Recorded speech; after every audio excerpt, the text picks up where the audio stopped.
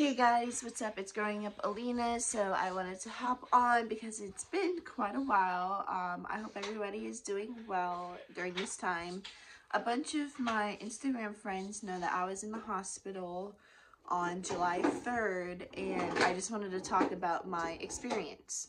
Before I go diving into what happened at the hospital, I just wanted to tell you guys about a group I recently joined on Facebook. It's called Kids Sprinkling Kids, and it is amazing because we've been blessed by 5 people already that have gone onto our Amazon wish list and purchased items that Lucas needs, and I cannot thank him enough. So thank you guys so much if you're watching this video.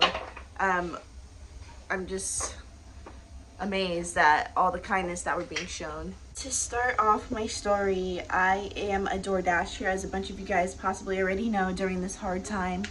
And it is my only source of income at the moment because I was supposed to start a job and they closed because of the corona. I was supposed to actually start training. And excuse me, what are you doing? What are you doing? I had just gotten my car back from getting the front bumper fixed, and I decided I was gonna go out door dashing just to make a little extra cash on the side for the rest of the weekend. So as I'm driving to my destination, which happens to be like on a big strip where it has all the restaurants that get a lot of orders for DoorDash, and I just turned it on and I had just got my first order when all of a sudden my heart just started. I'm gonna get straight to the point. I couldn't breathe. I drove right into the hospital, pulled up into the emergency valet. I was like breathing so hard, and it just happened to me the other day, meaning yesterday, and it was super scary once again, but it wasn't as bad as the first time because I was able to control my breathing. The valet guy, super nice. During that time of driving, within the next 5 minutes of however long it was for me to get to the hospital, I called my mom, my boyfriend, and then my dad obviously was updated by my mom because they were both home at the time.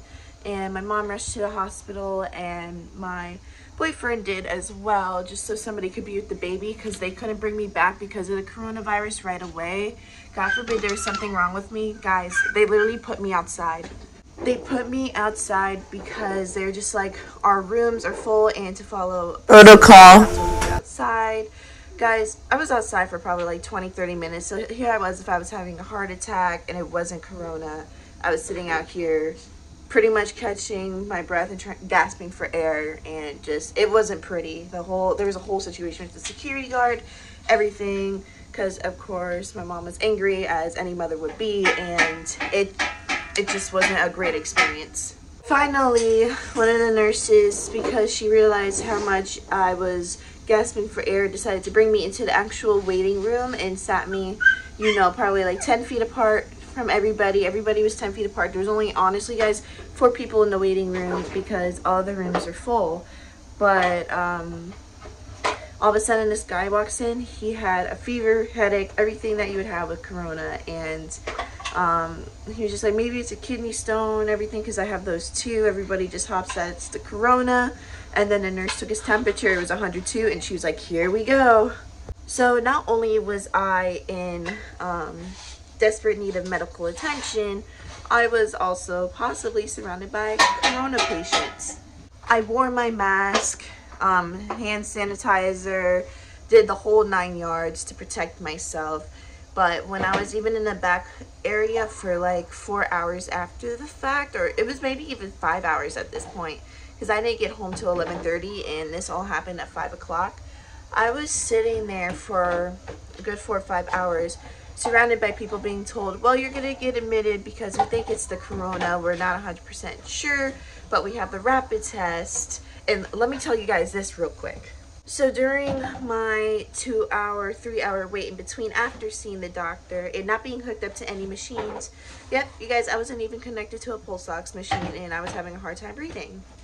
This guy nurse walks up. He was pretty cool. I was supposed to get another EKG and also get the coronavirus test, which is no joke. I had a headache right afterwards for about a day because, no lie, the Q-tip went probably up to here. And it hurts. And they wiggle it and it just stays there.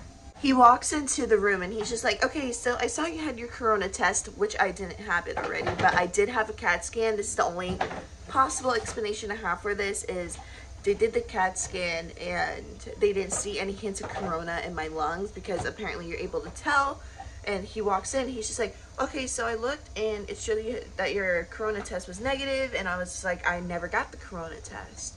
And now with all the numbers going like out of control and, you know, hearing that, and I hadn't even had the test yet, I was just like, okay, yay, if it's negative, you know, that's awesome, because I've been taking precautions, but I didn't even have the test yet.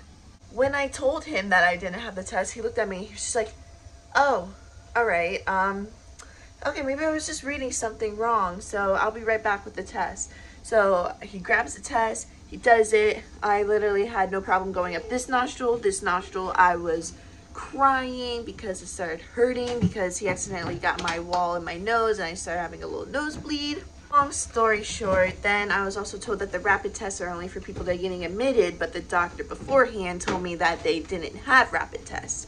So that was another thing that I was kind of like iffy about. I'm like, are you sure? And then they did the EKG. It still showed up abnormal, but they told me to make an appointment with my cardiologist, which I'm going to be doing later. And it's just been a whole mess. And how I've been after the fact, once again, it happened yesterday.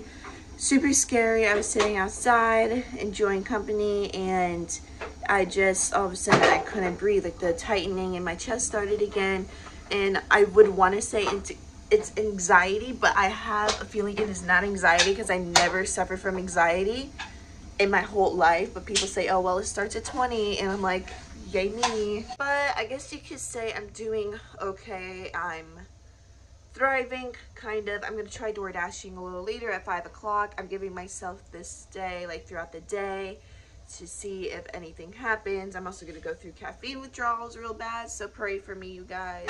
I don't want to have any caffeine, but my heart's acting up.